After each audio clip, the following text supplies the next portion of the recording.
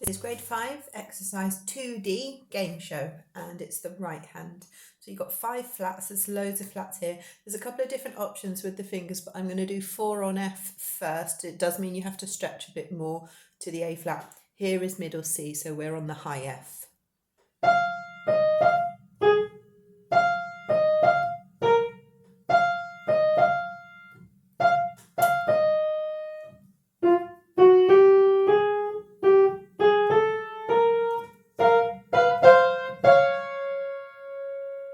So that chromatic bit on the second line, bar 5, I think 1 3 1 3. So do chromatic fingering. And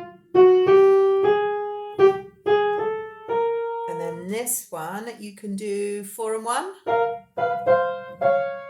or you can do 5 and 2. All sorts of options, whatever feels comfortable. But essentially you've got the F at the top, and the B flat goes to the B natural to the C, and then finally the D flat.